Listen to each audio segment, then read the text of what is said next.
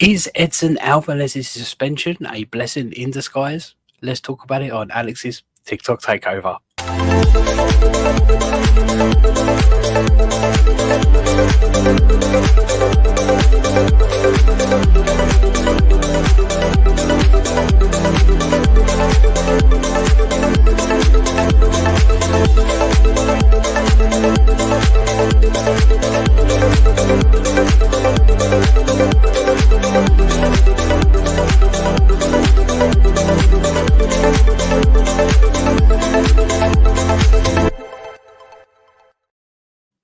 Good evening. How are we all doing today? It's been a funny week, hasn't it, with West Ham tonight? This week we had a fantastic win against Freiburg last Thursday night, 5-0, absolute drubbing, brilliant. Absolutely loved every single minute of that. Really did. We had an interesting game at the weekend against Aston Villa, 1-1 draw. VAR playing a massive part yet again. A couple of disallowed goals for handball. Is it right? Is it wrong? I don't know. I'd say they probably were correct, but I don't like the rules. So they're correct according to the rules. Whether they are correct or not, I don't know. There was another decision as well against Kudus, which probably shouldn't have stood. But hey, that's what it is. We ended a draw. We got a point. We didn't lose. So it's not the end of the world. So yeah, it's been an interesting week. And yeah, we also got the draw for our quarter final against Bayer Leverkusen. And, you know, who are they? Yeah, they ain't done much this season, have they? Apart from not lost a game. That's all they've done this season. So, yeah, it's definitely going to be an interesting tie coming up. And, yeah, one of the big things that has kind of happened over those games is in the Freiburg game, Alvarez got a yellow card, which means that he is not going to be available for the first leg against Bayer Leverkusen. And then he got another yellow card in the game against Aston Villa, which means he's now got 10 yellow cards and he's going to miss the games against Spurs and Newcastle. So, is Alvarez getting suspended for those two games a blessing in disguise? And the reason I say this, because I know what everyone thinks. We all would prefer Alvarez in the side, 100%. We definitely would, because we absolutely love this man. Is it a blessing in disguise? Because we are now forced to play a couple of games without him before we face Leverkusen.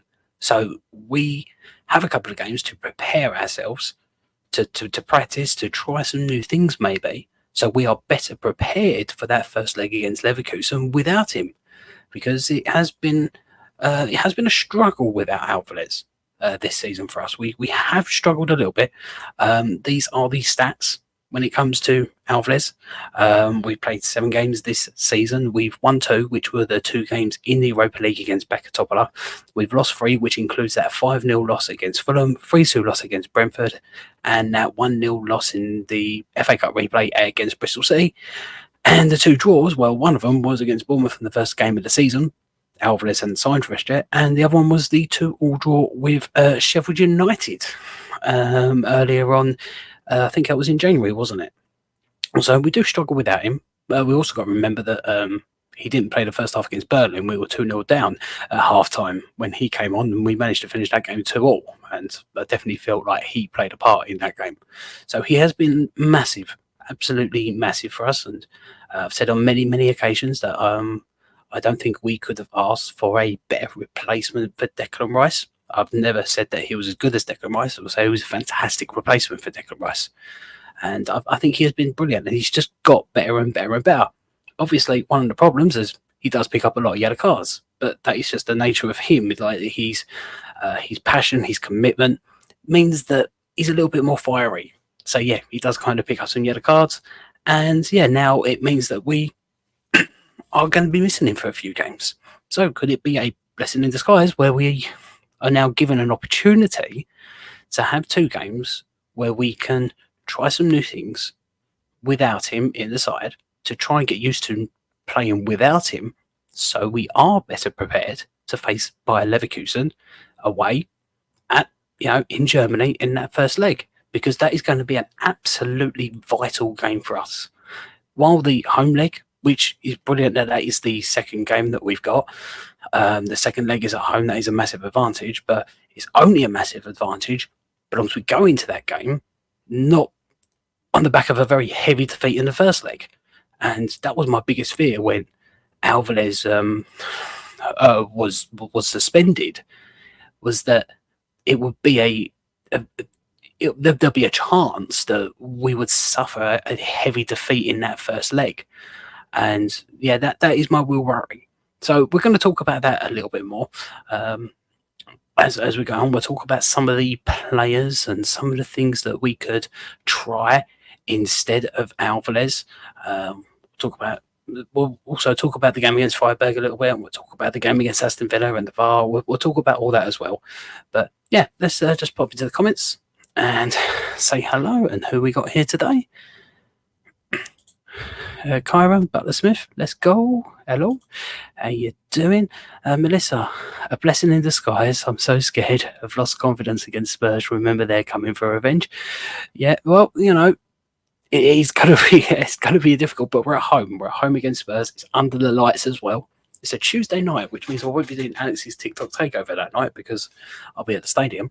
But you know, it's an opportunity. I'm trying to put a positive spin on this and say this is an opportunity for us to try some different things, to try and find a way that we can play without Alvarez, because he's not going to be available all the time. He's fantastic when he's there, but obviously he's not, and we've struggled without him, and it is something that we need to rectify. We need to find a solution for. And now we have 2 games against Newcastle and against Tottenham to prepare for that game against Bayer Leverkusen. Because look, if I had to choose and say, look, I would sacrifice the game against Newcastle and Tottenham as much as I would love to beat Tottenham. If we beat Bayer Leverkusen, I was like, yeah, now I'm taking that. I'm taking that. A chance to get into the semi-final with the Europa League again, 100% I'm taking that. I would love to win those other 2 games, but for me, if I had to choose, I'm going after that Leverkusen. I'd love to win them all, but we can't. Without Alvarez, I don't trust Phillips one bit. We're going to give him a chance against Burnley and what happened. Yeah, well, we're going to talk about Phillips a little bit more in a bit. We definitely will. I really hope Moyes gets the best out of our players against Leverkusen. It doesn't pull out a lineup like the 5-1 from the Carabao Cup. I don't think he'll be doing that. I think Europe is a competition that he's always going to take seriously. I think it's always been his priority. Where I think he looked at that Carabao Cup tie against Liverpool and he thought, do you know what? We're not going to get through this. We can play really well. There's this very small chance we can get through this. But I think he'll look at that Bayer Leverkusen game and think, do you know what? We can do something. We can cause an upset. And because it's over 2 legs, if we lose by 1 or draw in the first leg, anything could happen at the London Stadium in the second leg. Anything could happen. Mark, we know Moyes will play Phillips. I think his competency is shot and not sure he can build this for Spuds and Toon. Well, we will go into the Phillips thing in a minute. As I said, the next 2 games away, barcodes, and home to Spuds without Alvarez will be a real test. If we get it wrong, we will not be travelling to Germany with any confidence. If it works, it will be the opposite. Ravi, that's a fair point. Yeah, we do need to go into those games, that Leverkusen game, with confidence, and we will gain that from good results against Newcastle and Spurs, 100%. So yeah, it'll be great if we can get that result. But I think we've seen from West Ham this season that a confidence thing is not always essential to us getting a result, because we've had some really poor results and then we've bounced back from those, and we've done well in Europe. Because I think we had a poor result. I can't remember what result it was earlier in the season. We had a very poor result, and then we had a European game where we put in a great performance afterwards. So it can come. Stuart, evening. We got 6 players out of contract in the summer, so we need to spend in the summer. Yeah, we can talk about that a little bit later. I'm sure we can.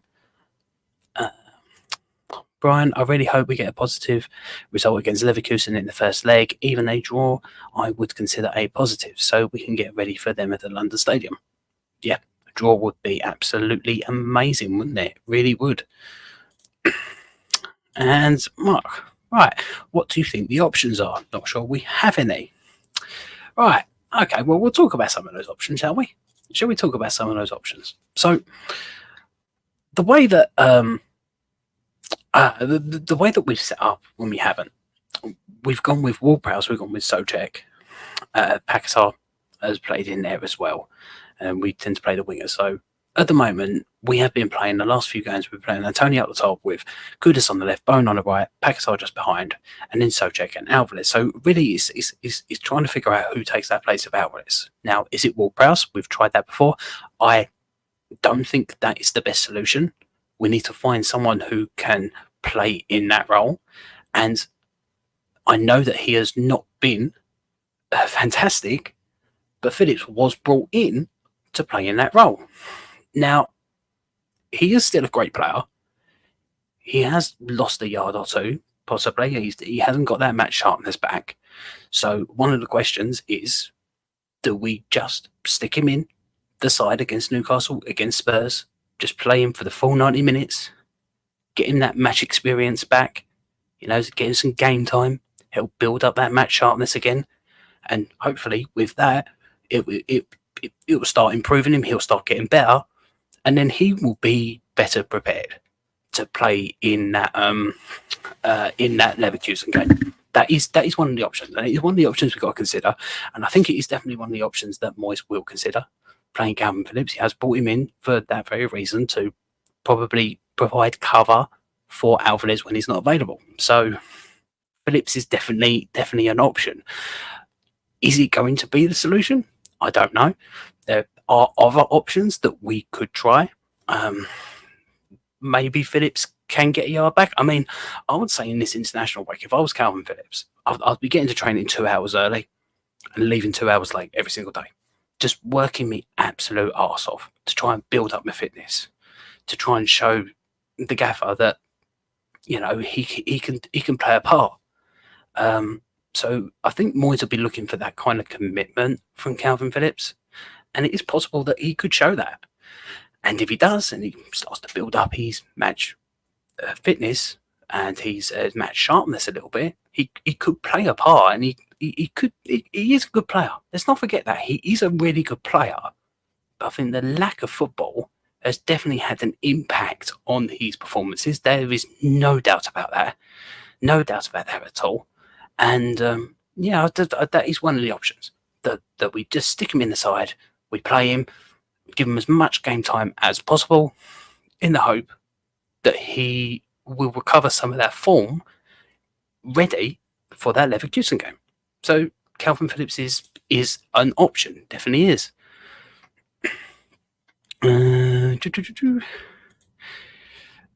Wills, how you doing? Not too bad. I reckon he's going to play 5 at the back away at Leverkusen. They're taking it home. Feels not bad. Okay. Well, we're going to talk about... So this is another one. Ben Johnson. That's the comment I saw that I wanted to put out by Stuart there. Ben Johnson. Now, Ben Johnson is another option. He's proven himself versatile at West Ham. Obviously, he's played left back. He's played right back. He's played left wing. He's played centre mid.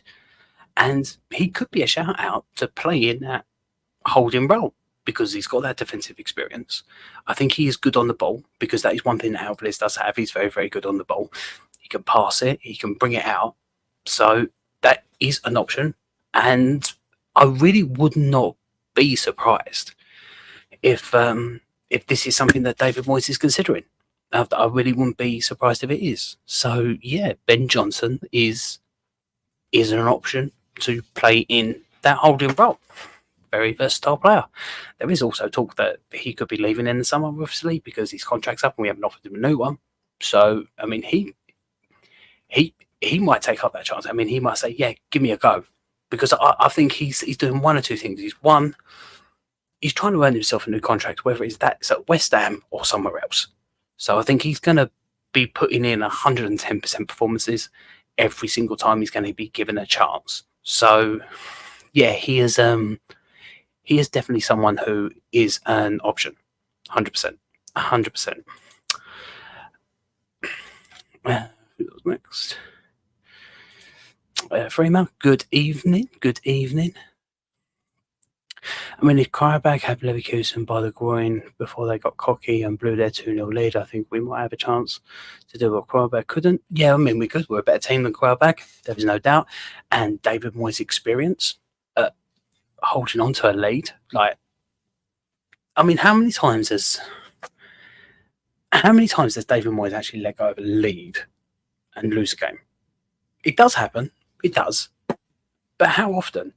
I can't ever remember I can't remember the last time like we suffered like a last minute. I think it was Sheffield United, wasn't it? And that was a dodgy penalty, very very dodgy penalty that they got to get a last minute equaliser. But I think that was like the last time that I can remember that we conceded a very late goal to give away a lead. But obviously we do it occasionally. But I think if Moyes had a 2-0 lead going into the last 20 minutes, I would be more confident of us holding onto it than I was of Quarterback holding onto it, for example.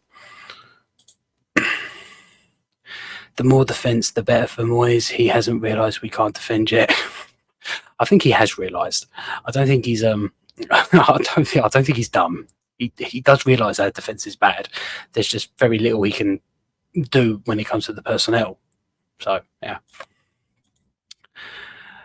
Could Johnson do a job? He has defender first, got good 2 feet in his mobile. Yeah, I mean that is one of the options that we're obviously discussing.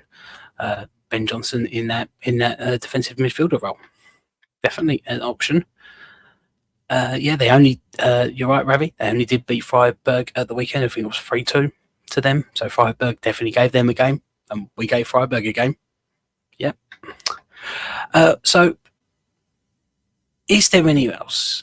Is there anyone else who can play in that role? Now, I haven't got a thing for him here. No, I don't. That's really annoying. Okay, well, we're going to put Dino's up here because we'll say Dino's is a possibility, but the other central defender that I think could possibly play in that holding role would be Aguerd.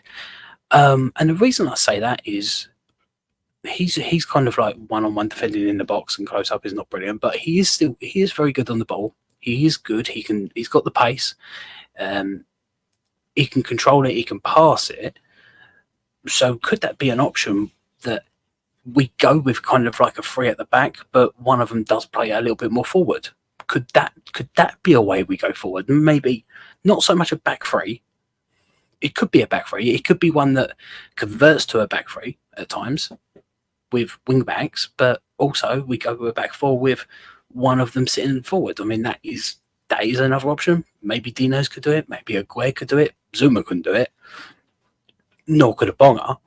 But Aguerd could be an option. Someone who Moyes might look at and think, well, maybe he can do a job in that position.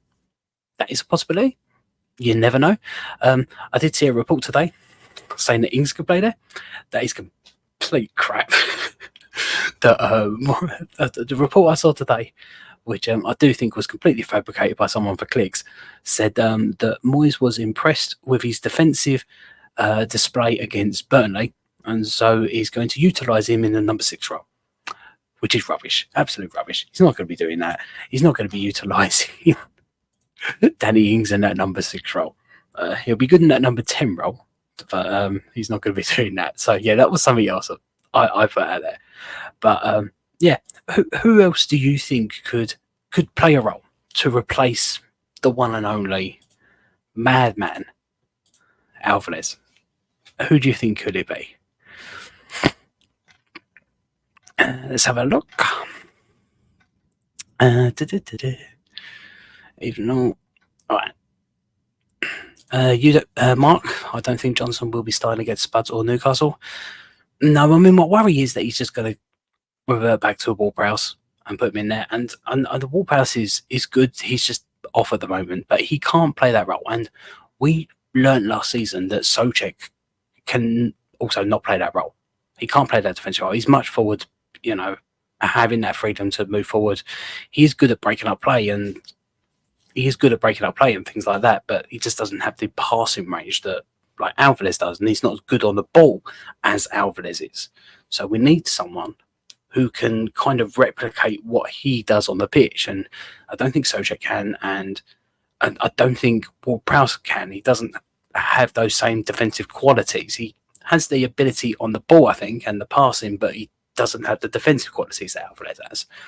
So if it's not Johnson, I would like to see him try something else.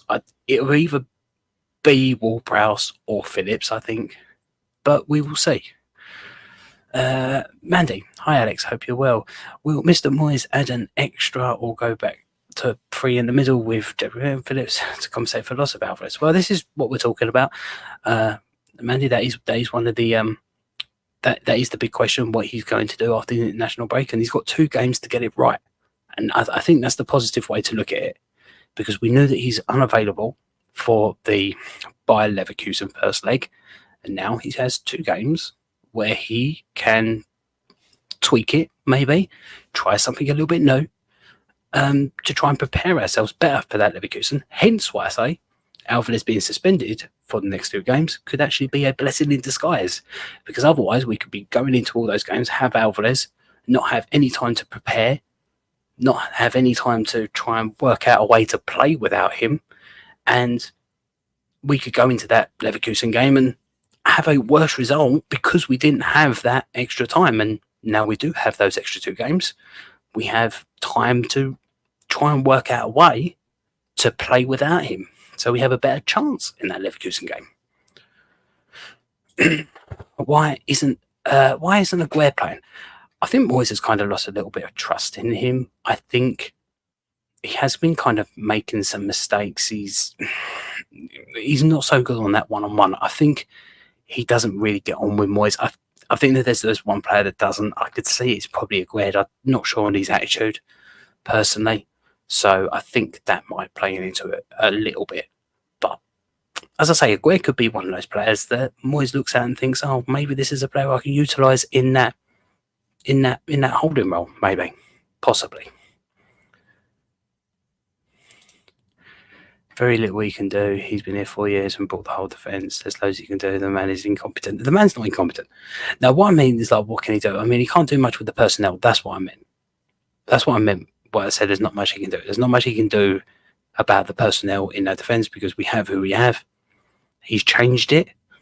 And if you look at it, since he's changed it, since he's brought Mavropanos in, yes, we conceded a couple of goals against Burnley. We did. That was just a poor display, though, altogether in that game. But we kept a clean sheet against Freiburg. We conceded 1 against Aston Villa. Aston Villa did a lot in that second half, and I thought we did quite well. Defensively, I felt like we done quite well in that game.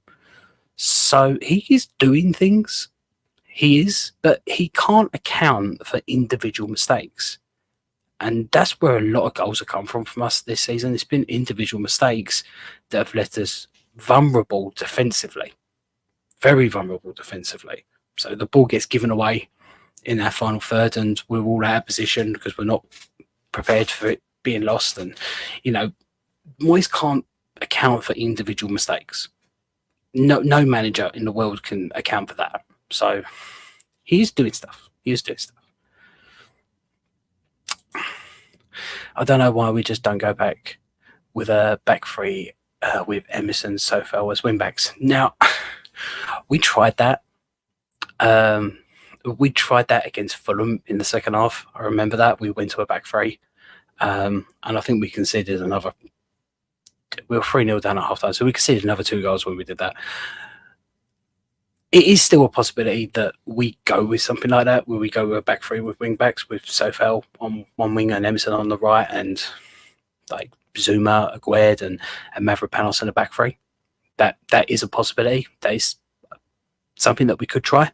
It will allow us to keep Soucek and Paquetá and Antonio and Kudus and Bowen in the side as well. Just replacing Alvarez with another central defender and just moving them back. But as I say, that's one option, or you could have one of those centre midfielder, centre backs move up a little bit into that DM role, into that holding role, and we could play as a back 4, or we could play as a back 3 with wing backs. We could switch it around, and I wouldn't be surprised if that is something that he may experiment with. He may try that out in training. He may consider that as an option. Either playing the back three or having one of those defenders to play in that holding role. I like Aguerd, but I think sometimes his position is a bit dodgy. Yeah, I mean, that is the concern with having him in that DM role, because your positioning is key, and his positioning is fantastic. He's always in the right place at the right time. Aguerd, not so much, and he's not used to that role either. So yeah, that is the concern with Aguerd. But the way I see it is that if he makes a mistake in that holding role, you've got defenders behind him. You know, there's a second line of defence if his positioning is a little bit off. The question is like, do we? This is the argument against Phillips. It's like, we could put Phillips in, and loads of people will say, no, we don't want to put Phillips in. We don't want him in there.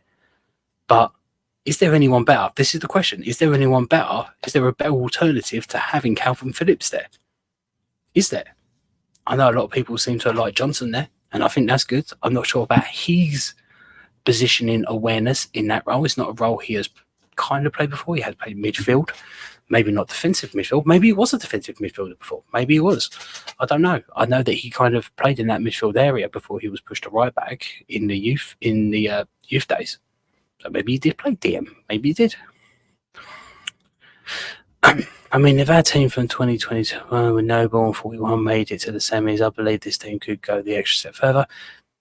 I've always believed this team could go an extra step further. The difference, though, between the 2021-22 season and this season is Bayer Leverkusen, AC Milan and Liverpool. That's the big difference. That Europa League campaign didn't have it. I mean, Barcelona were there, but Frankfurt managed to dispatch them. Then they dispatched us. You also had Rangers in there and someone else as well. I mean, we managed to dispatch Seville. This is where I get hope for the Leverkusen game. No one gave us a hope in hell against Seville. And look what happened there. So, as I say, if we can get a positive result in the first leg, anything could happen in that second leg. Aguerd play the Beckenbauer role sweeper, possibly. Emerson as a holding midfielder. But then you lose your pace on the wing, don't you? You should have Emerson in that role. Where's your pace on the wing? We got to play Creswell. I love Creswell, and he did do well against Freiburg, but I still don't trust him in the quarterfinals of Europa League. I still have nightmares about that. Nightmares about his last Europa League in a quarterfinal. No, I don't want to see Creswell in there. I want to see Emerson at left back. I do want to see Emerson at left back. We have to use our worst player to replace Alvarez. Is that by saying having Phillips in there? That's it. That's using our worst player. Technically, he's not a terrible player. He's just not quite. He hasn't got that sharpness. He's lacking it a little bit. So, I mean, he could get it back. I mean, he has probably been our worst player since he's been on. Flynn down. Shame Moyes couldn't gave him the cold shoulder. Well, yeah. That is a bit annoying, though, because Flynn Downs, I thought, was good enough.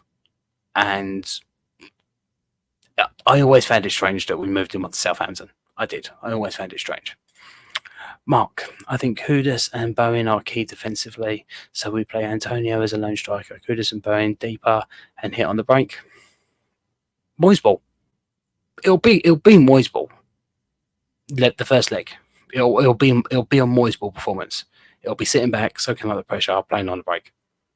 No matter what we have, the key is having someone to replace Alvarez in that midfield, because we can't play like that for 90 minutes. But yeah, I've made no doubt about it. It will be a Moyes ball performance against Leverkusen, and it'll have to be a Moyes ball performance similar to the performance at the Emirates in December. If we do that, I'm over the moon. Because we're getting a result. You've also got to rely on Leverkusen being a little bit off on the day, I guess. But I don't know. The longer their season goes on, the harder it's going to be to keep that consistency, to keep up that intensity that they play at. So maybe nearer when we play, because it's still a few weeks away, they may start to tire a little bit. They may pick up the odd injury here or there.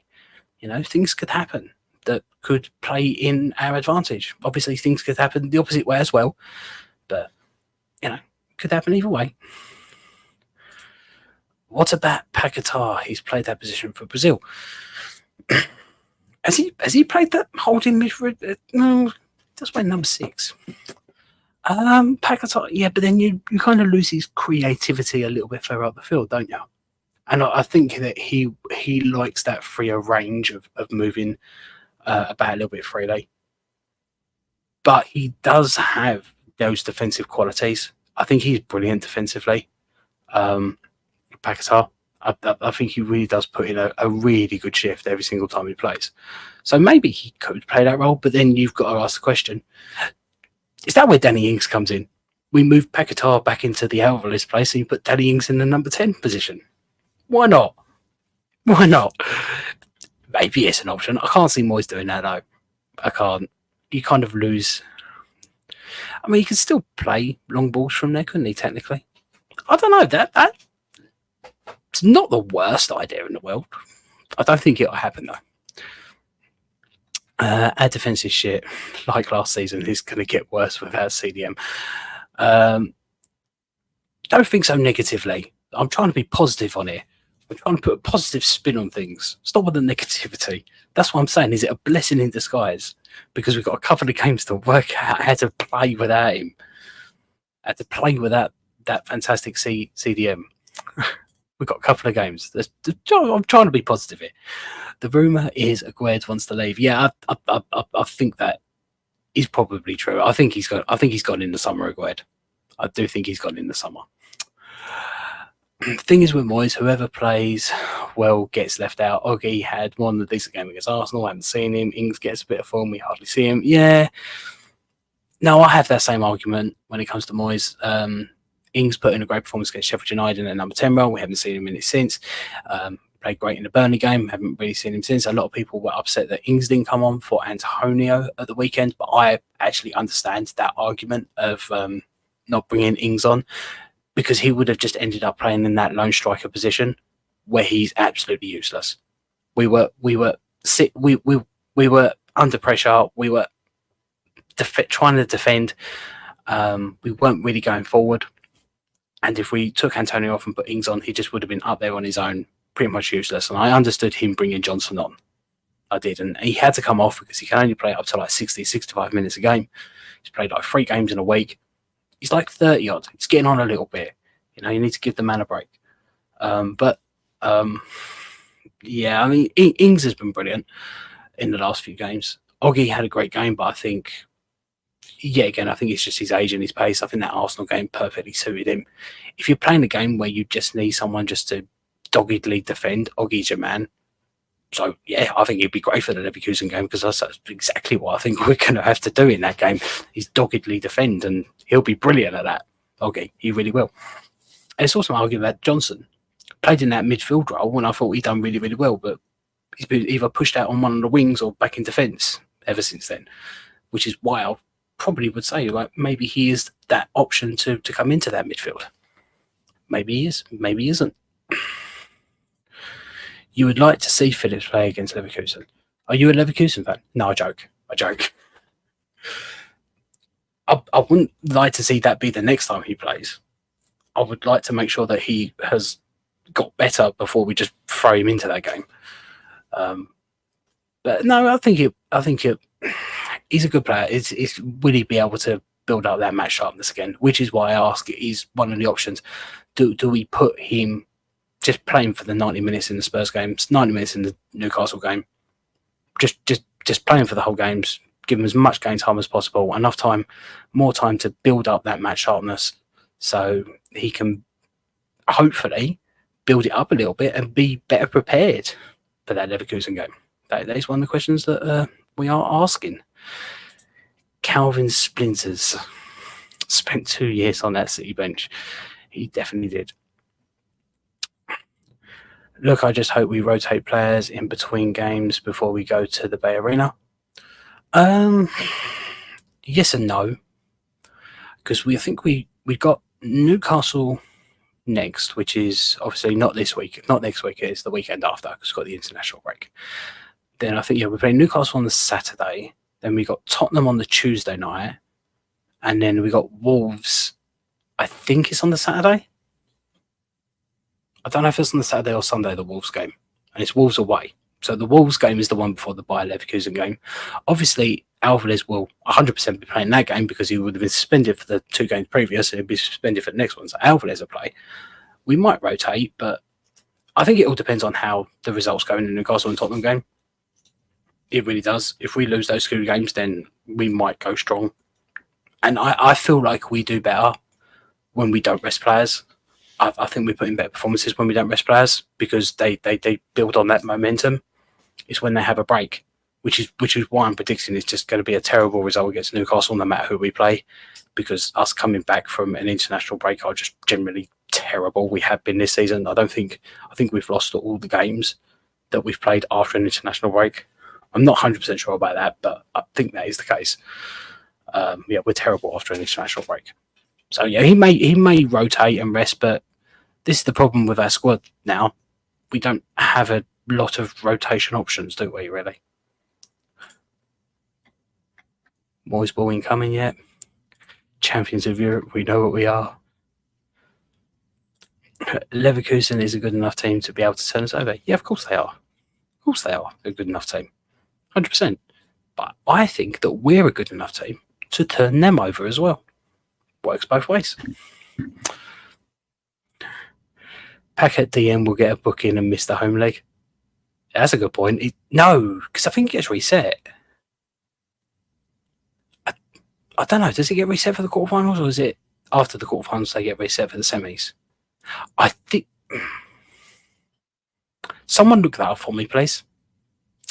Can someone look that up for me, please, when the yellow cards are then in the Europa League? Because I know in the Champions League they still count. But I know that, yeah, Paquetá was 1 booking away, which is why he was brought off in the Freiburg game, because we didn't want him to miss it. So, yeah, that's a worry. We don't want him to get booked in that game. But I think it's either after the quarterfinals that they get expunged and they reset, or they got reset already. I can't remember. So if someone could look that up for me, that would be great. Really appreciate it. Happy Hammerette. How are you? Good evening. How are you doing? Haven't seen you for a couple of weeks, I don't think. But it's good to have you back. Ravi, the worry with playing Paquetá there is he may dive and break away. He has a tendency to do that. He doesn't tend to dive in awkward places. Like, he tends to dive in positions which are not dangerous. I don't think he'll be doing that. He might give away a couple of free kicks because he is liable to make a foul or 2. But if you've got someone in that, because that's one thing that I think Alvarez has been absolutely fantastic at, is holding up that ball.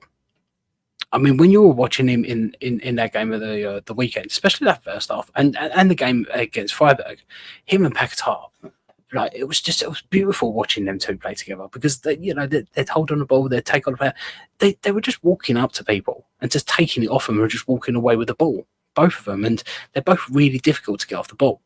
So Paquetá definitely has those qualities that Alvarez has. I think Alvarez definitely has more defensive qualities than Paquetá, but Paquetá does have defensive qualities as well. And yeah, one thing they do have in common is they both like picking up a yellow card. So yeah, that is a possibility. So yeah, if someone could find out when the yellow cards get expunged, I do not know. Derek, has to be Johnson, give him a go, defensive midfielders. Yeah. There isn't a player we need more than Alvarez for these next 3 matches. You're right, there isn't, but we don't have him, so we need to find a replacement. That's why it's, as I say, it could be a blessing in disguise that we've got the Spurs and Newcastle game to try and prepare to play without him in preparation for that Leverkusen game. Hopefully we can find a solution on how to play without him. Not to the point where we don't need him anymore. No, we always need this man. We love this man. This man's brilliant. Absolutely brilliant. But we don't have him. We need to find a solution how to play without him.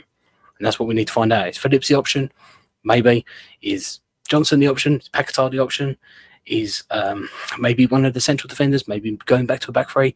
Is that the options? Like, there is a lot of different. There's a lot of different options there. Has got the picture. Right, how are we doing? So let's just go through comments. Happy I'm right again.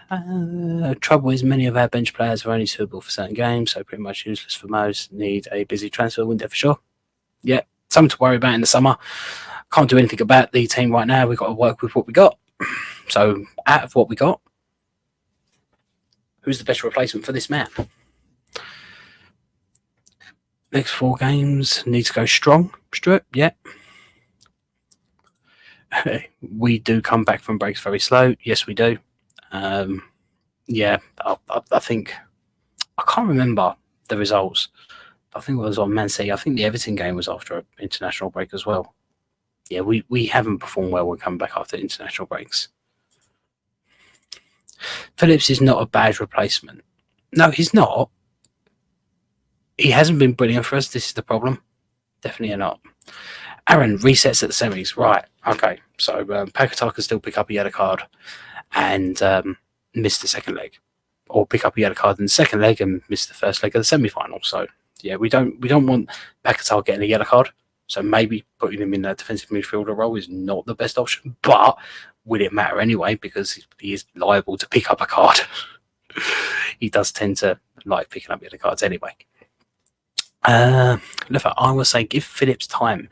As you said, let him play for 90 minutes against Tottenham, Wolves, Newcastle.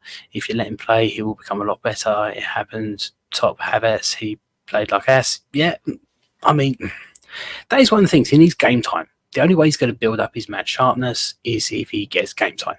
So if he's given that game time, could we start seeing more from Calvin Phillips? So that is just, yeah, it's one of the options. Do we give him 90 minutes in the Newcastle game and in the Spurs game and hope that that will build up his match sharpness and he will be better prepared for the Leverkusen game? Cards are reset after the quarters, yeah. I do worry how long Phillips has had such low confidence before joining us. It's something he can get back in a few games. It's debatable. That is debatable. It is. Confidence comes with good performances, I think. So I think he would only need one good performance to get a little bit of confidence back, and then he can build on that. So let's say he plays against Newcastle and he puts in a really good performance. He will then be more confident to play in the Tottenham game, and he can build on that in the Tottenham game. And if he plays well in that, he can build on that again. And then the question is when Alvarez is available for the Wolves game, do you drop Phillips then, or do you keep Phillips in the squad to help him build on that confidence even more? That's that is a question, but it all depends on if he performs, and I think he just needs one good performance to kickstart that confidence. And once he kickstart it, I reckon we'll start getting better from him. But yeah, as I say, I think what he should be doing right now, because he's not in the England squad, he's got a lot of time on his hands. Get to training 2 hours before, don't take a break, just work your ass off. Work his ass off. Be in the gym, be running, be training, doing something to try and build his fitness up, to get that sharpness back, to absolutely everything. Say, oh, yeah, can I play in an under-21s game? Can I do this? Can we do this or do this? Show initiative. And that's what I would be doing in Calvin Phillips' position if that involves Calvin Phillips. Obviously, I'm not, and I don't have the fitness or the skill that the man does. But yeah, I think that's what he should be doing at the moment to help him along as much as possible. Alvarez offers a safety net to the team and lets other players play. Our most important player, yeah, that's one of the many jobs that Alvarez does. It is a safety net which allows the other midfielders to get forward because they know they've got Alvarez sitting behind. And I think that's one of the reasons why we struggle when he is not in the side, because we don't have that safety net behind him. So that the midfield is a lot more wary. It's a lot more nervous. And that's why you see, I think that's why you see more mistakes. because he does offer that kind of security when he's there, which gives other players confidence, like Paquetá does when he's in the side as well. He adds confidence to the side. So they're more confident and the less mistakes are made. And when they worry about it more, that's when the performances tend to dip a little bit. So yeah, we need a player in there who can add confidence. And unfortunately, at the moment, Phillips is not one of those players that irradiates confidence. But it could just take one good performance before he does get some confidence back. Want to see us continue with the 4 attacking players going forward, injuries permitting? Yeah, I do as well. I liked it. I liked it against Freiburg. It worked brilliantly. I liked it against Aston Villa. I want to see it continue. The only really annoying thing is that Antonio can only play 60 odd minutes, and when he came off against Aston Villa, we really lost something up top. We really did. So yeah, if we're going to play like that, we need to go out from the start and try and win games in the first half, or try and be in a lot stronger position from the first half performance than what we were in the game against Aston Villa. Now, it's one of my criticisms from the game against Aston Villa is that I thought Aston Villa were very poor defensively. They were making a lot of mistakes. They kept on giving the ball away a hell of a lot around their penalty area, and we didn't capitalise on that enough. We didn't. Kudus had a goal disallowed, which I thought was very harsh. Somehow, the referee judged that Antonio fouled Martinez, that annoying player. Can't stand him. I hate him. I really do hate that Martinez. I can't stand him as a footballer. I really can't. Yeah, and like Kudus, and that would have put us 2-0 up. So then I thought we would have been in a lot stronger position. Obviously, disallowed goals in the second half didn't help us. But when you look at them according to the rules of the game, they should have been disallowed. But are the rules right? That's another question altogether, isn't it? Are the rules right? I felt that Antonio's one was like, his arm was there, wasn't it? It was like right on his chest. If his arm wasn't there, and if it hit his thigh or wherever it hit, it was still going in. He didn't use his hand to hit it in, it just happened to hit his hand. So I felt like that was harsh. I feel like common sense needs to be applied by VAR officials and just officials in general. Just a bit of common sense. Just looking at it and think, did that actually change the trajectory of the ball? No. So it doesn't matter. It was going in anyway. Just give the goal. Just give the goal. That's what they should be doing. But they don't. If it hits the hand, if it hits the hand of an attacker, it's going to get disallowed. But if you're a defender, you can juggle it, and that's fine. You can juggle the ball in the penalty area. That is absolutely fine if you're a defender. Absolutely fine. Anyway, we're going to move on from VAR because I could go on for ages about VAR. Really good. It really wound me up this week. I mean, we already faced off Freiburg 4 times, so maybe our players will be familiar with how German stadiums are. Those stadiums get wild. They do. You know, we played in Freiburg twice. One time we played with none of our fans there. So, yeah. And no, the German fans are amazing. The German fans at the London Stadium, the Freiburg fans at the London Stadium were incredible. Absolutely incredible. Full respect to them. Like, I just, you don't see that so much from British fans, do you?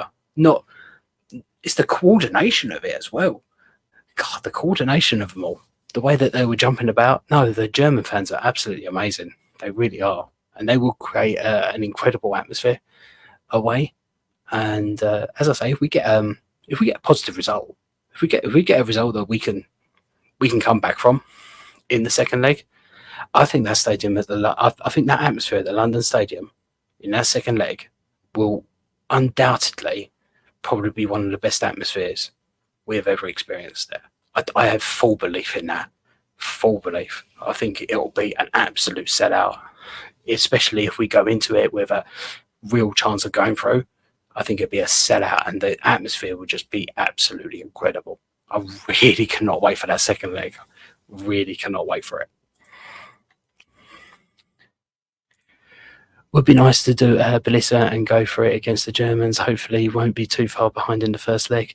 Moyes grows some balls for the return leg. Again, yeah, I think that in the first leg, we're going to go very defensively. Let's make no mistake about it. It's going to be a Moyes ball performance where we are going to make sure we do not concede loads, because Moyes will look at that. And while he did that against Freiburg, and I didn't really agree with it because we're a better team than Freiburg, I would agree with it against Leverkusen because they are a much, much better team, much more dangerous team.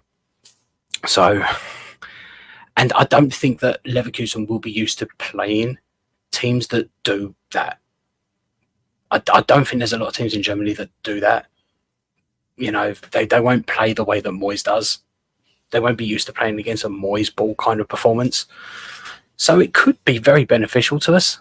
And yeah, if we go out of that first leg and we haven't lost, or we've only lost by 1 goal, like we did against Freiburg, like we did against Seville 2 years ago, then we have every chance to get a result in that second leg.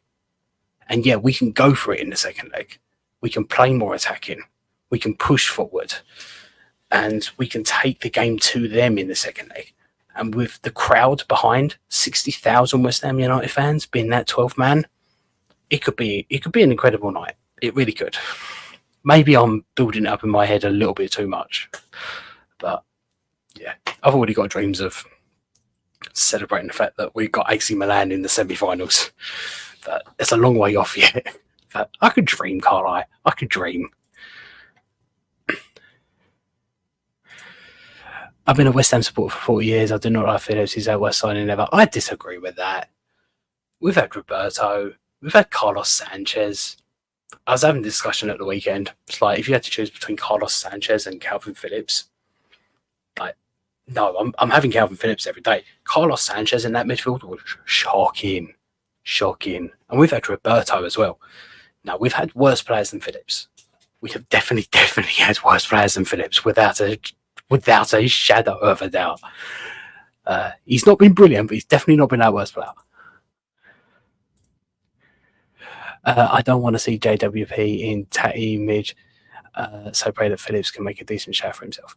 Yeah, I don't want to see James Ward-Prowse in that position. I do. That's what I don't want to see. I don't want to see us just replace Alvarez with James Ward-Prowse and just hope for the best. Because that is how I see it. Like, if we set up against Newcastle when we come back from the international break and we set up with just James Ward-Prowse in that position, I'll be like, we're just going to hope for the best, aren't we? We're not going to try anything new because we know that doesn't work. We know it doesn't work. So, yeah, that is my worry. But I don't know. Moyes has given me hope. He's given me hope. And I'll tell you why he's given me hope. Because he did drop James Ward-Prowse. He did play an attacking lineup against Freiburg in the second leg. He did stick with that attacking lineup in the game against Aston Villa. Yeah, the substitutions in the second half may not have been brilliant, but he has given me hope that he's willing to try new things and change it up a little bit. He's given me hope, so maybe he will change it up a little bit. Moyes can't use the midfield again. It was shocking last time. What do you mean use the midfield?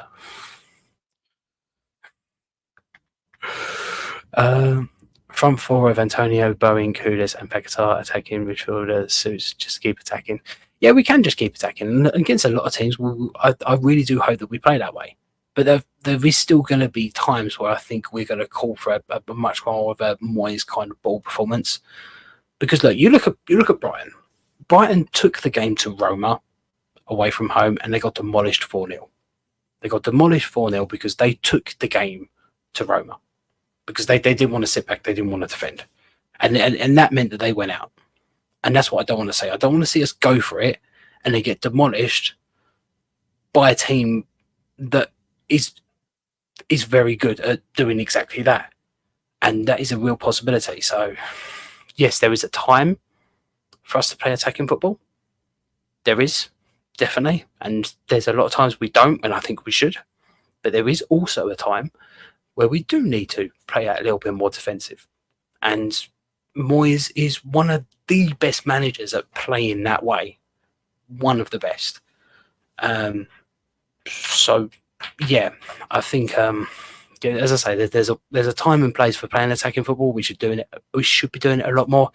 But we still do have to put in those very solid defensive performances where we see about 20% of the ball and try and shithouse a win. And that's exactly what I hope we do in the first leg against Bayer Leverkusen. Exactly what I hope we do. As I say, if we could do exactly what we did against Arsenal at the Emirates, in December, I'll be happy. I'm fed up with the VAR controversy happening more than it should be. Spoils everything. Get why players don't make a huge meal out of goal celebrations as much now. Yeah, I mean, I didn't celebrate that winner. I mean, I did. I jumped up. I was like, yeah. And then straight away, I was like, VAR. Because it was such a melee getting into the goal for that last minute in that 95th minute. I was like, they're going to find something to disallow it. There'll be a handball. There'll be a foul. There'll be something. They're going to find something to disallow that goal.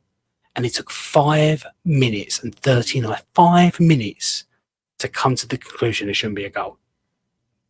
And look, when it comes down to it and you look at it and you think, oh yeah, maybe it wasn't a goal. It hit his hand. Technically, by the rules, it should have been disallowed. I'm like, clear and obvious errors.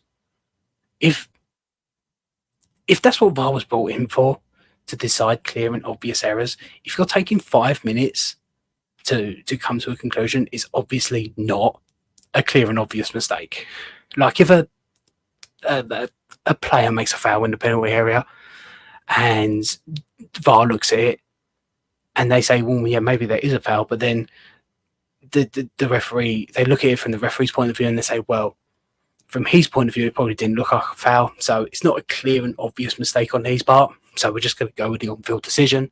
Why don't they do that in those situations as well? Instead of, I mean, I listened to it. They first looked for a foul.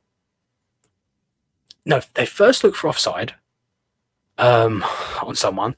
Then they looked to see if it hit Bowen's arm. Then they looked to see if it hit Souček's arm. And if they didn't, they were then going to look for a foul. So they were actively looking for a reason to disallow that goal. And they spent all that time trying to find a reason to disallow that goal. And like, I get it, but it just ruins the game. Ruins it. And it was just like, we're just standing there in the stadium for over 5 minutes waiting for this decision. And it was just ridiculous. So yeah, there should be, in my opinion, there should be a time limit on VAR. You've got 2 minutes, decide. If you can't decide, just go with the on-field decision. Let's move on. Will there be more incorrect decisions? Yeah, but they'll just be as debatable as they are now. Be no different whatsoever. So, sorry, I went on my little VAR rant. I told you, if you get me talking about VAR, I'll go on a little rant. Anyway, we're going to move on. Back into the comments. I was right behind the German fans at the London Stadium on Thursday. They were as loud at 5-0 down as at the start of the game. None of them left. Full credit to them. Yeah, I know. I thought they were brilliant. I sit a little way away from them. So, but I mean, I could hear them all the whole game. I think they were fantastic. There's stuff on the line for both sides. West Ham Europa League semi-finals, Bayer Leverkusen undefeated streak on the line, treble on the line. Yeah, there's pressure. Like, eventually, they got to lose. They will lose eventually. They will. Sorry, they will lose eventually. You never know. We could be that team, that one team that beats them this season. We could be.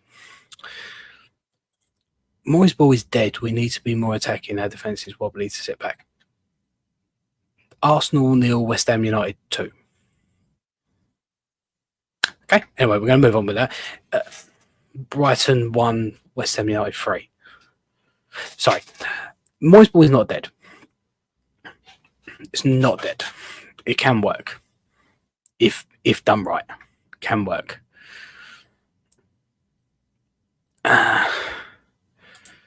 Savio. That's a good call, Ian. Worst player ever. Savio. That's definitely a shout. The bowling now. Phillips ain't a bad player. He's just been shy for us. Clearly off the pace. Yeah, he is off the pace. As I say, he could get that pace back. Oh, yeah. Roberto Song. Brought in from Liverpool. So disjointed our midfield for those who can remember. No, I remember Song. I remember him. Yeah, that was an interesting one. That was worst signing ever. I think faster we give Alvarez the cap ban, the less we'll see of his yellow card and responsibility will make the difference. It might make the difference actually to Alvarez if he is given the responsibility of being captain. He is my choice personally to be made captain. I think he would make a fantastic captain. Will we see less kind of like aggression from him if he's captain? It might take something out of his game. I mean, that is a worry. But yeah, I mean, that responsibility of being captain might calm him down a little bit. He might stop picking up those needless yellow cards because he has picked up a few of those where he's been arguing. And if he's captain, he's allowed to argue with the ref, so he wouldn't get a yellow card for those, would he? So yeah, let's make him captain so he doesn't get those needless yellow cards for arguing with the ref because he has picked up a couple of those this season. Marco Boogers, Joey Bush, don't diss Boogers, don't diss Marco Boogers. Let's see, he's a right hothead. He's frustrating to see him pick up the pointless bookings. You reckon Yarman would sort his head out? I don't know. He isn't a youngster anymore. He's just a natural hothead, but I think that's what makes him a great player. I really do. I really do think that's what makes him a great player. So, right, we're just gonna let's move on. So, Moyes ball Arsenal 6-0 for the we did not play Moyes ball against Arsenal. That was what I highly criticised Moyes for that. We took the game for Arsenal. We tried to take the game to Arsenal. We tried to play them at their own game. That's why we got humiliated. We did not try and play Moyes ball against Arsenal when we lost 6-0. We also did not try and play Moyes ball against Fulham when we lost 5-0. We didn't. We didn't even try. So no, that's not Moyes ball. Everyone says every single performance we ever see from Moyes is Moyes ball. No, Moyes ball is those performances where we sit back very, very defensively. Literally, we are sitting in our penalty area for like 90% of the game and we just play on the counter-attack. We did that against Arsenal at the Emirates. We did that against Brighton early on in the season. They were like classic Moyes ball performances. They really were. But no, that game against Arsenal was just shocking. We didn't even... I don't know what we were doing in that game. I have no idea what we were doing in that game, but we didn't play at all in that game. Not at all. Played no ball Arsenal, they battered us and we just sat there and took it. Yeah, we did just sit there and took it. It was a shocking performance all round, that Arsenal game. Absolutely shocking. We didn't even try. Didn't even try in that game. Ian, I'm no Moyes fan, but we to give him credit is European football. His approach to game suits Euro League two ties. It won't be exciting, but he gives us a chance against every good side. Yeah, he does. He does very much suit European football. I think I heard someone say this, that he's kind of been figured out in the Premier League, but the European teams haven't figured him out yet. So that's why he has a little bit more success in Europe than he does in the league. But yeah, you can't argue his record in the Europa League. You just can't. 3 consecutive seasons in Europe with West Ham, 3 consecutive quarterfinals. I mean, it's just incredible. If we get to another semi-final, that's amazing. Absolutely amazing. And once you're in a semi-final, of course, you've got the chance of getting to a final. The dream's alive. The dream is alive. Boys pass sideways and back. No, it's not. It's not. Moyes, that's just different. That's just bad play by the West Ham players when we play like that. People get confused with Moyes ball. No, we haven't seen a lot of Moyes ball this season. We've seen shitty performances. We've seen a lot of crappy performances. We've seen some good attacking performances, but actual Moyes ball we have not seen a lot of this season. We saw it against Arsenal at the Emirates, and we saw it against Brighton early on in the season as well. And I think we saw it a little bit against Chelsea as well early on in the season. We saw Moyes ball in that. We tried to do it against Man City and Liverpool, but it doesn't really work against them as well because they're just much better teams. But yeah, the majority of our games we have not been trying. We haven't tried Moyes ball a hell of a lot this season. Not a hell of a lot. We've just been playing crap. Just crap. We were really bad. It's strange how our performances are night and day from one week to the next. That's just West Ham. That's just natural West Ham, really. I have confidence the game against Leverkusen, but I'm still not sure. I'm not confident of like winning the game. Like I'm not confident of going through, but I have that belief that we're capable of it. There's so many people think we haven't got a hope in hell. They don't think we've got a hope in hell. And do you know what? That's absolutely fine, because I love to prove people wrong. I hope to hell that we prove them wrong, because I really do think we have a chance. I'm not confident of going through, but I'm very hopeful that we can do it. When was the last time we had a decent percentage of the ball during the game? Freiburg, last Thursday. We had a lot of the ball, scored a lot of goals as well. That's when, I don't know the exact stats, but I know we had a lot of the ball. Often from one half to another. Burnley game, first half, shocking. Second half, incredible. Aston Villa game, actually. First half was really, really good. Second half wasn't so good.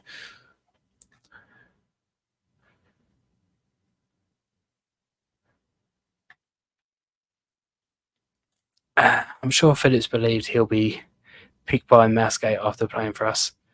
Do you know what? I made a joke. We should have signed Henderson, because then he wouldn't be in the England squad. Look what it done to Phillips. Signs for West Ham, doesn't get picked anymore. He actually starts playing football and then doesn't get picked. Makes sense of that. Doesn't play any games for Man City. Not playing at all. Consistently is getting picked for England. Comes to West Ham, starts playing a little bit of football, then doesn't get picked. So Gareth Southgate would prefer he's playing no football compared to playing bad football. What does that say about Southgate? What's that say? And apparently Southgate said that he would only have a chance of continuing being in England squad if he played in England. He had a chance to go to Juventus, and Southgate said that he wouldn't get picked if he went to Juventus. He doesn't look at players playing abroad, really, unless you're Harry Kane, of course. Say we signed 2 players in the summer. What positions are most crucial? For me, it's centre back and left winger. As much as we need a striker, we need more than 2 players in the summer. I think we need 2 centre backs. I think we need a left back. Not so much a right back. I hope we can keep on Johnson. We need a left winger. We need a striker. We need decent cover for Alvarez in centre in that defensive midfield role. Now, we don't have to sign all those players. We can possibly bring up some players through the youth to maybe play a part in some of those roles, maybe. But yeah, there's going to be. I think this is going to be a massive, massive summer for West Ham, transfer business wise, and why I think it's imperative that we get into Europe next season. Absolutely imperative, because if we're not, I think we could really struggle to get at ideal targets in.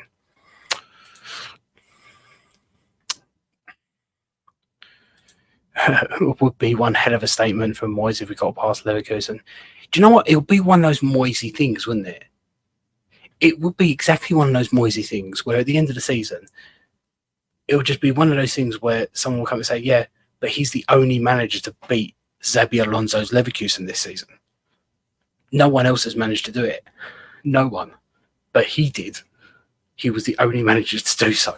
It would just be a Moyes thing, that a stat that you can throw out there, that because he does come out with his weird stat. He's got some amazing stats in Europe, and that could be another amazing stat that you could add to it, that in the season where Bayer Leverkusen were unbeatable, it was David Moyes that beat him. It'd just be a Moyesy thing to do. Draw would be a dream result in Germany, but I'll take 1-0 defeat. Yeah, a draw would be ideal. No, a win would be ideal. A draw would be fine. A 1-0 defeat, I'd accept. Anything beyond that, it's a little bit of a worry. But yeah, I'll take a 1-0 defeat. If we got that, I'll be like, fine, we can bring it back in the second leg. Not that I want it. That's not the aim. The aim is to win the game every single time. And I think the main thing was do not concede more than 1 goal. Ideally, you don't want to concede 1, but if you do not concede another. We scored a lot of goals against Freiburg, but had 30-odd possession. Did we have 30-odd possession? Now I'm going to check it. I don't know if that's true or not. If it is true, then it is true, isn't it?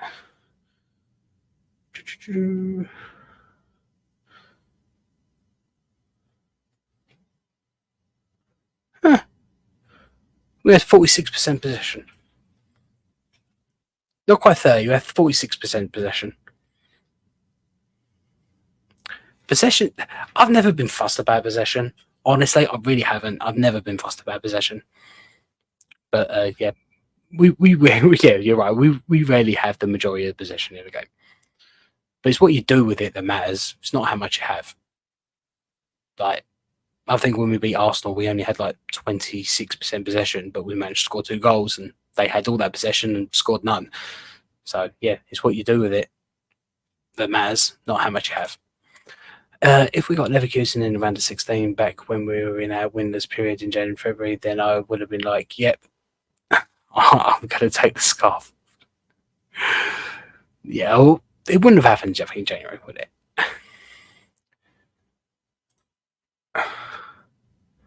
Benitez on Mousegate? That's a question for the Moyes Gate. Which one's Moyes Gate? What worries me is how we cover Eddie for first leg, but I think we will do okay. Well, this is the argument of this is the discussion that we're having right now. Is we have been having is how do we do that? And it's the blessing in disguise that I talk about is the fact that we've got 2 games to prepare for that Leverkusen game without Alvarez, now that he's been suspended for the Newcastle and Spurs game. And one of the options, of course, is Calvin Phillips. Another one of the options, maybe putting back in, maybe putting a Gued in there, maybe. I found it. I did have a Gued one. Yeah, putting a Gued in there, maybe. Or maybe Dino's. Or maybe Johnson. No, they are all the options to replace Alvarez for that Bayer Leverkusen second leg, and maybe we should experiment with one of those players in the 2 games that we play without him before we come to that game. So, right.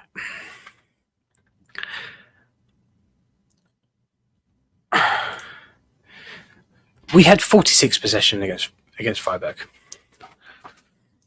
But I was a little bit wrong now. I thought we had a lot more possession than we actually did. I don't really look at stats. At the end of the day, I just look at the result.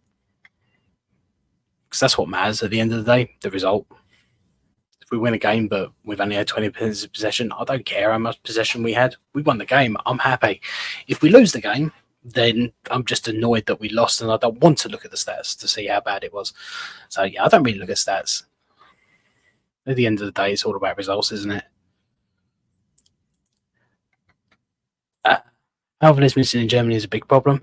It's a problem that we've got a chance to resolve in the next 2 games because we don't have him available for the Newcastle and Spurs game. So hopefully we find a solution.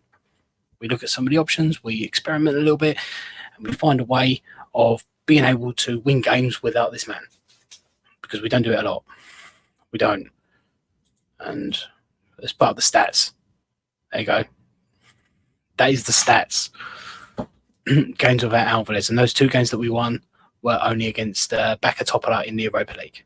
The 3 we lost were the 5-0 loss against Fulham, the 3-2 loss against Brentford, and the 1-0 loss against Bristol City in the replay in the FA Cup. 2 draws we got were the Bournemouth game before we signed, and the 2 draw with Sheffield United back in January. So we don't do particularly well without him. We need to find a way of doing well without him. And we've got 2 games to prepare to play without him against Bayer Leverkusen. And that is what I am saying could be the blessing in disguise, that we have those 2 games to prepare. Letting teams come to us constantly, you're going to make big mistakes at the back and concede more goals as you're going to concede more shots. Yeah, I mean, that is the way. Look, I am not happy about the way that we play the majority of the time. Okay, so I'm not making any excuses for that. What I say is when it comes to the end of the game, if we've won, then I don't care about possession. I don't care how we've played so much. Of course, it bothers me, but we've won, and I just hope that we play better in the next game. And if we lose, I hope that we learn from our mistakes. And that's the annoying thing I have had this season, that we haven't always learned from our mistakes. But hopefully we will do that. You don't look at stats. You don't care about possession. You sure you're not related to Moyes? I'm pretty sure I'm not related to Moyes. No. What does stats show you? What does that show you? It shows you how many shots they've had, how many corners, how much possession. Does any of that have any reflection? Does any of that gain you any points? Does any of that gain you passage to the next round of a cup? Stats? No. The only stat you care about is the one at the very top of the screen, which tells you the score. At the end of the day, that is the only one that really matters. It is.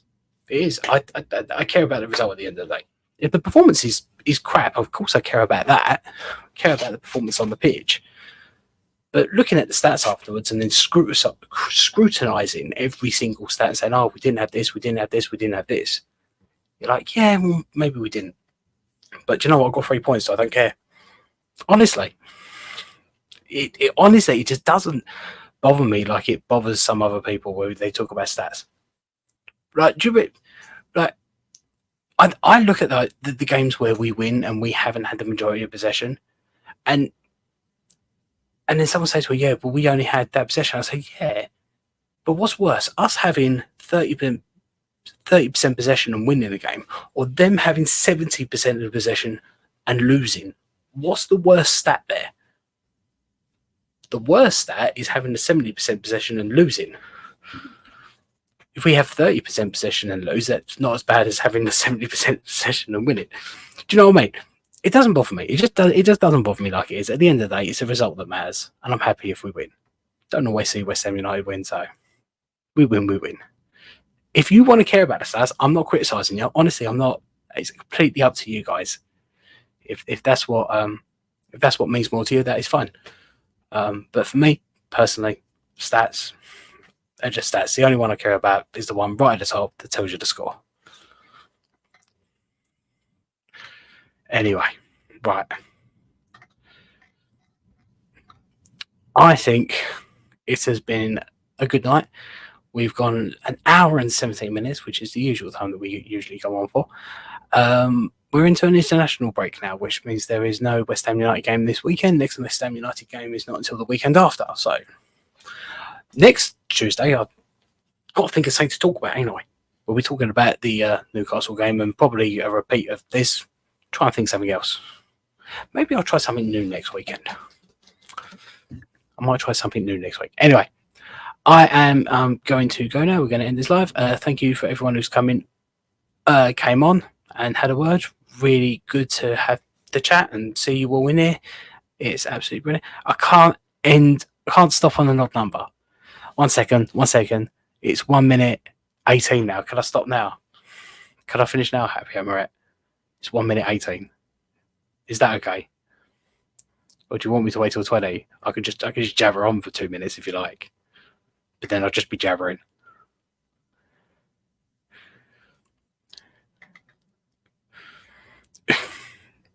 Bye.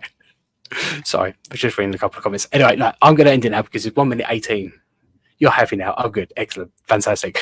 Anyway, thank you for everyone who was on here tonight. Really great to see you.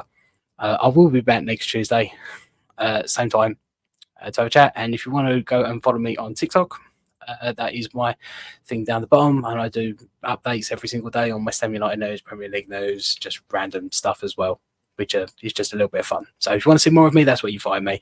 But if you want to wait till next Tuesday, that's absolutely fine. So good night, everyone.